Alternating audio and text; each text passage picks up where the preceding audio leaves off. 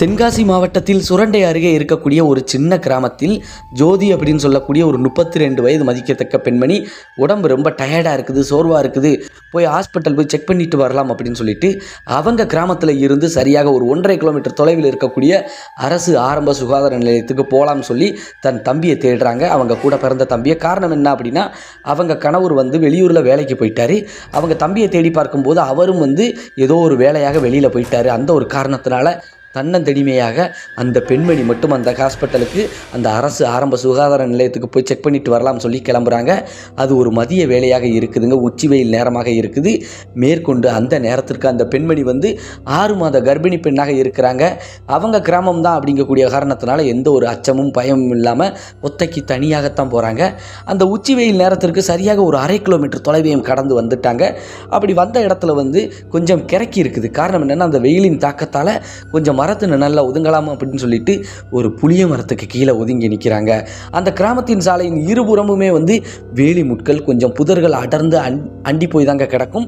அந்த ஒரு இடத்துல ஆங்காங்கே ஒரு சில புளிய மரங்கள், வேப்ப மரம் இருக்குது. அந்த மரத்து நிழல்ல அந்த பெண்மணி ஒதுங்கி நிற்கிறாங்க. அப்படி ஒதுங்கி நிற்கிற பெண்மணி சரி கிளம்பலாமா அப்படின்னு சொல்லிட்டு பார்க்கும்போது தன் பேக்கில் இருக்கக்கூடிய தண்ணியை எடுத்து, வாட்டர் கேனை எடுத்து கொஞ்சம் தண்ணியை அண்ணாந்து குடிக்கும்போது அந்த மரத்தின் மேலே ஒரு மர்மமான காட்சியை பார்க்குறாங்க. கருகருன்னு அந்த நேரத்துக்கு, அந்த உச்சி வெயில் நேரத்துக்கு ஏதோ இருப்பது போல் இருக்குது. ஒரு எட்டு பின்னாடி தள்ளி மறுபடி பார்க்குறாங்க, அந்த இடத்துல இல்லை. உடனடியாக தன் மனசை தேத்திக்கிறாங்க. ஏதாவது காக்காவாக இருக்கும், ஏதாவது பறவையாக இருக்கும், இப்போ பறந்து போயிருக்கும் அப்படின்னு சொல்லிட்டு அவங்க மறுபடி அந்த ஹாஸ்பிட்டலுக்கு போகலாம் அப்படின்னு சொல்லிட்டு போகிறாங்க. அப்படி 2 எட்டு நடையை கட்டி கிளம்பும்போது ஏதோ ஒரு அழுகுரல் சத்தம் மர்மமாக கேட்குது. அதுவும் ஒரு பெண்மணியின் அழுகுரல் சத்தம் போல் இருக்குது. சுற்றி முற்றி பார்க்குறாங்க. அந்த சாலையில் யாருமே தெரியலை. காரணம் என்னென்னா, அந்த கிராமத்து சாலையில் அப்பைக்கப்போ ஒரு சில வண்டி தான் போகும்.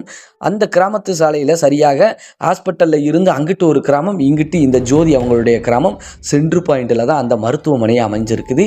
சரி, இது என்னடா வம்பா போச்சு, ஏதோ சத்தம் கேட்பது போல் இருக்கே. எப்போவுமே நம்ம வீட்டில் யாருமே ஒத்தைக்கு போகக்கூடாது அப்படின்னு சொல்லுவாங்க.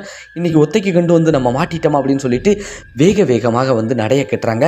அப்படி நடந்து போகும்போது தான் தெரியுது, கொஞ்சம் பூக்கள் எல்லாம் ஆங்காங்கே சிதறி கிடக்குது. அப்படி சிதறி கிடக்கும்போது அவங்களுக்கு நல்ல தெளிவாக தெரியுது, சரியாக இந்த பூக்கள் எல்லாம் 2-3 நாட்களுக்கு முன்னாடி தான் இந்த சாலையில் போட்டிருக்காங்க. இந்த பாதையின் வழியாக ஏதோ ஒரு பிரேதம் போயிருக்குது, அதாவது இறந்த உடல் இந்த பாதையில் கொண்டு போயிருக்காங்க அப்படிங்கிறது தெரிய வருது. என்ன காரணம் அப்படின்னு சொல்லி பார்த்தோம் அப்படின்னா, அந்த ஹாஸ்பிட்டலில் இருந்து ஒரு மண்பாதை மாதிரி கொஞ்சம் தள்ளி சைடில் போகுங்க. அது இவங்க ஊருக்கு பக்கத்து ஊருக்கும் இருக்கக்கூடிய ஒரு சுடுகாட்டு பாதை. அந்த பாதையை தான் பயன்படுத்தி இந்த பிரேதத்தை எடுத்துகிட்டு போயிருப்பாங்க. அதனால தான் பூக்கள் எல்லாம் சதுரி கிடக்குது அப்படின்னு சொல்லிட்டு அவங்க மனசுக்குள்ளே ஒரு இனம் புரியாத ஒரு நடுக்கம் ஒன்று இருக்குது. அந்த நடுக்கத்தோடைய விறுவிறுன்னு சொல்லி அந்த ஹாஸ்பிட்டலுக்கே போயிட்டாங்க. ஹாஸ்பிட்டலுக்கு போய் செக் பண்ணி பார்க்கும்போது எல்லாம் நார்மலாக இருக்கக்கூடியது தாங்க.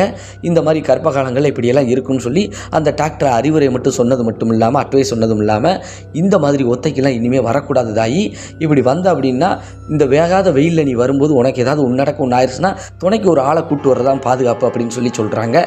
ஆனால் இருந்தாலுமே அந்த பெண்மணி, சரிங்க மேடம், நான் கொஞ்சம் நேரம் ரெஸ்ட் எடுத்துட்டு கொஞ்சம் வெயில் தந்ததுக்கப்புறம் போகிறேன் அப்படின்னு சொல்லிட்டு அந்த ஹாஸ்பிட்டல் திண்ணை ஓரத்துலேயே வெளியில் உட்காந்துருக்குறாங்க.